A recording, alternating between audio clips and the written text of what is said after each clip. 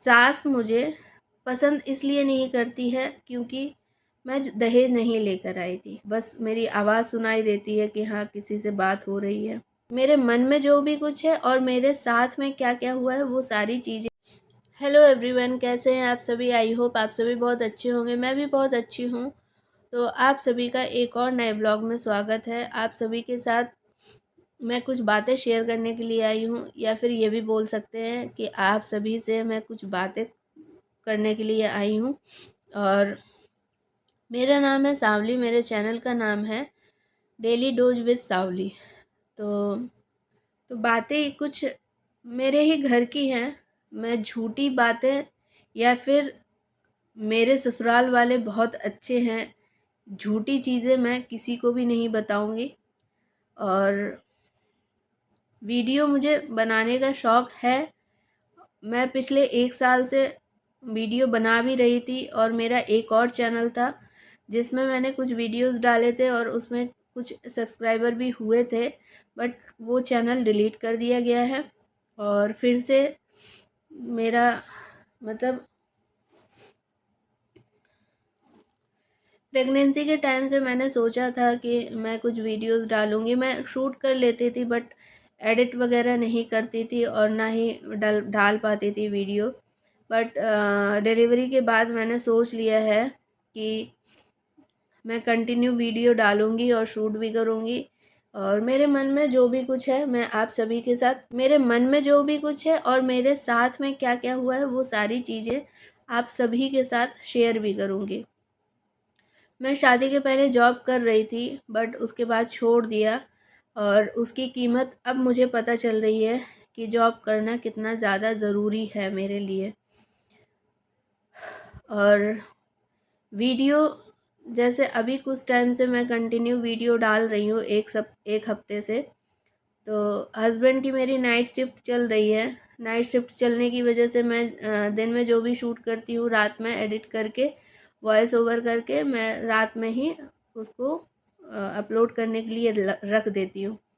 अब कुछ टाइम बाद ना एक और इस बात को लेके इशू क्रिएट होगा कि तेरी बीवी, मतलब मेरे हस्बैंड से बोला जाएगा, तेरी बीवी रात में किसी से बात करती है, तू ड्यूटी चला जाता है, उसके बाद ये रात में किसी से बात करती है।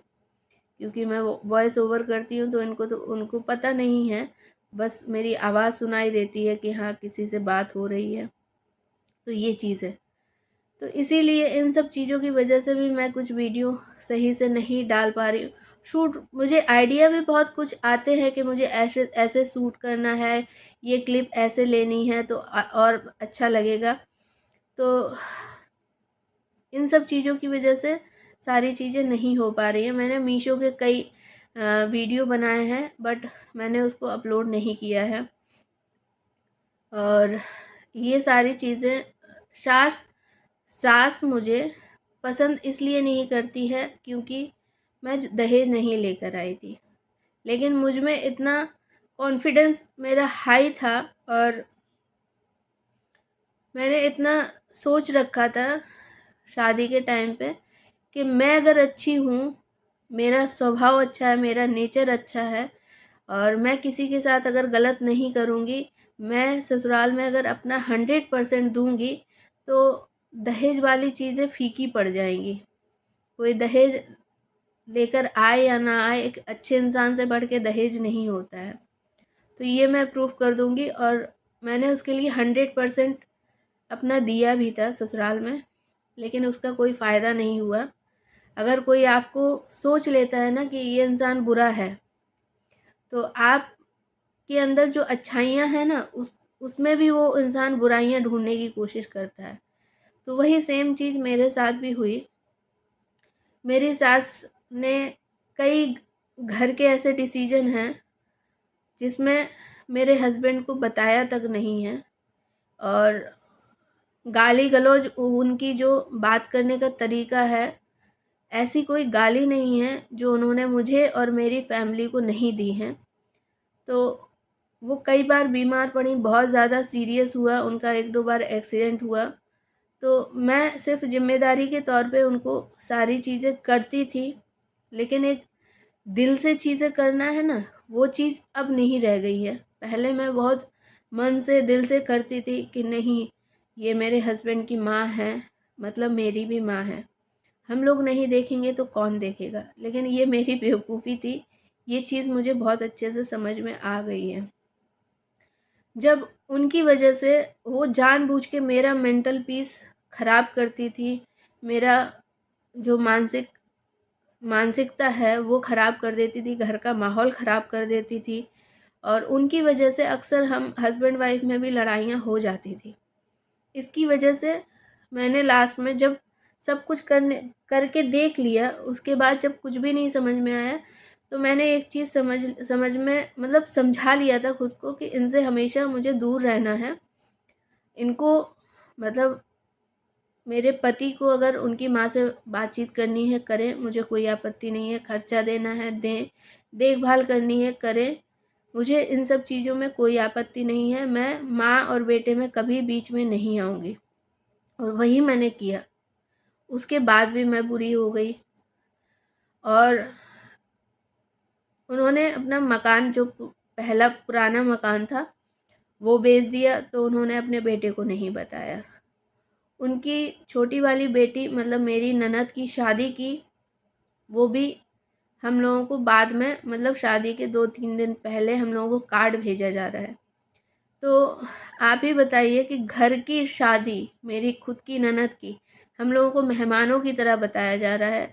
बाकी लड़के वाले देखने आए, क्या बात मतलब क्या बातचीत हुई, क्या चीज़ों मतलब जो सामान है उसके बातचीत हुई, कोई भी चीज़ में हम लोगों का कोई भी रोल नहीं था।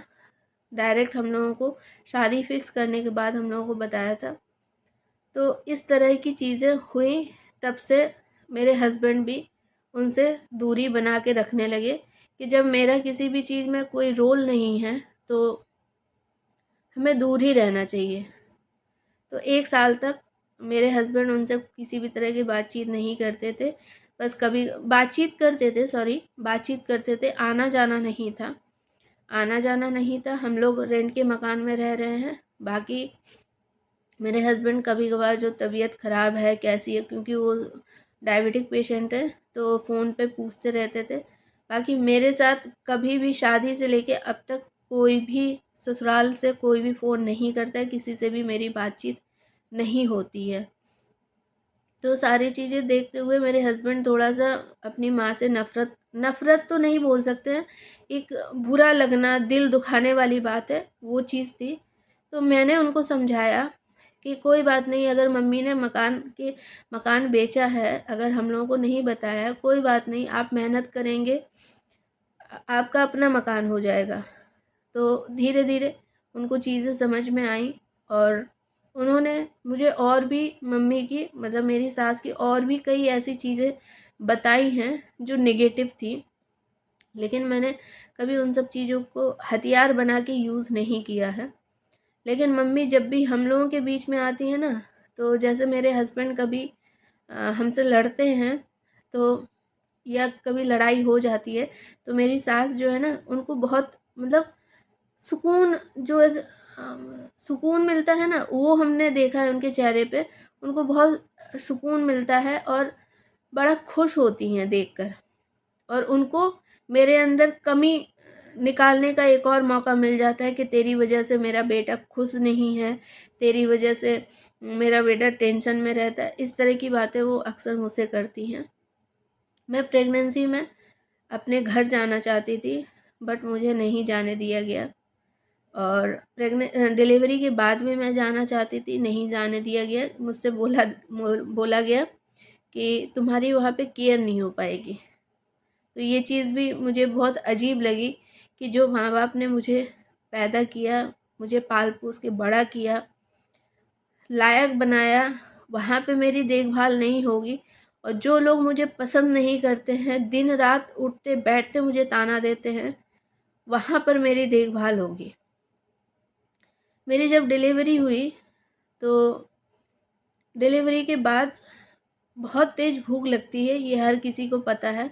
2 दिन मैं हॉस्पिटल में रही, तीसरे दिन मैं जब घर आ गई, तो घर में जब तक मेरी मम्मी, मेरे भाई मेरा भाई आधे से पूरा घर का, आधे से ज़्यादा नहीं बोल सकते हैं, पूरे घर का खाना बनाना, किचन से लेके घर के काम, सारे काम होते हैं, बाहर के काम, सारे चीज़ें मेरे भाई ने संभाल रखी थी। और मेरी जो सास हैं उनको 4 टाइम इंसुलिन लगता है। बेड पे बैठ बैठ के मेरे भाई ने उनको खाना बना के गरम गरम रोटियां सेक सेक के दी हैं। वो इसलिए दी हैं क्योंकि बदले में मेरे माँ बाप को गालियाँ मिले, इसलिए मेरा भाई ये सब करके गया है। तो जब तक मेरा भाई था तो मुझे टाइम से खाना मिलना, नाश्ता, ये सब चीज़ें मिली। और मुझसे बोला गया, मेरी सास ने बोला कि 1.25 महीने तक किचन में नहीं जाया जाता है, तुम कोई काम नहीं करोगी। तो मैंने अपने हस्बैंड से बोला कि मैं अपना काम खुद से कर सकती हूँ और मेरा काम किसी को करने की ज़रूरत नहीं है। तो मेरे हस्बैंड ने मुझे समझाया कि कुछ नियम होते हैं, मान लिया करो, और ये चीज़ें तो हमेशा नहीं होंगी। अगर मम्मी राज़ी हैं खाना बनाने के लिए, घर का काम करने के लिए, तो तुमको क्या दिक्कत है? तो मैंने बोला ठीक है। और सास मेरी मुझे खाना देती थी 12-1 बजे, 1:30 बजे, कभी कभी 2 भी बज जाता था। 2 बजे खाना देती थी। और सुबह मेरे हस्बैंड 7:30 बजे ड्यूटी जाते थे, तो 7:30 बजे मुझे 1 गिलास दूध देकर जाते थे, उसमें प्रोटीन एक्स डाल देते थे। और वही 7:30 बजे 1 गिलास दूध पीने के बाद मुझे डायरेक्ट 1-1:30 बजे खाना मिलता था। मुझे इतनी तेज़ भूख लगाती थी, लेकिन मैंने कभी किसी से नहीं बोला, और आज भी नहीं बोला। अभी तक मैंने किसी से नहीं बोला कि मुझे भूख लगाती थी। और जैसे तैसे 20 दिन 21 दिन हो पाए, उनका असली रूप दिखना स्टार्ट हो गया। अरे काम वाम करो, ताने देना स्टार्ट हो गया। अरे काम वाम करो, बैठे बैठे कब तक खाओगी? तुम्हारे ही अकेले बच्चा हुआ है क्या? और किसी को बच्चा नहीं हुआ है? और अब तो सब कुछ कर सकती हो, 21 दिन हो गए हैं। तो मैंने तो पहले ही बोला था कि मैं अपना काम खुद से कर सकती हूँ, मेरा काम किसी को करने की ज़रूरत नहीं है। वो अपना काम खुद से कर ले, वही बहुत है। फिर 21 दिन बाद जब मैं धीरे धीरे किचन में आना जाना करने लगी, खाना पीना खुद से थोड़ा बहुत बनाने लगी, हाँ, तब जाके, तब भी मतलब इतना काम एकदम से नहीं हो पा रहा था, थक जाते थे, पीठ दुखने लगती थी। तो हस्बैंड को मैंने बोला कि मेरे मेरे लिए कैलॉग्स ला के रख दो, तो मुझे 9-10 बजे के आसपास भूख लगती है, तो मैं खा लूँगी लेकर। तो ये बात भी अपनी बेटियों को फ़ोन करके बताया गया कि अरे पैसे बर्बाद कर रही है, अपने पति को चूस चूस के उसका खून पी रही है, कैलॉग्स मंगवाया जा रहा है, ड्राई फ्रूट्स मंगवाए जा रहे हैं, 1 लीटर दूध पी जाती है। तो इस तरह की बातें भी मुझे सुनने को मिली। तो और भी बहुत सारी चीज़ें हैं। मैं ये ब्लॉग आज यहीं पे, ये वीडियो यहीं पे ख़त्म करती हूँ। अगर आप लोगों को वीडियो अच्छा लग रहा है, प्लीज़ लाइक, शेयर और कमेंट ज़रूर करिएगा। मिलते हैं एक और नेक्स्ट ब्लॉग में। तब तक के लिए बाय बाय, टेक केयर।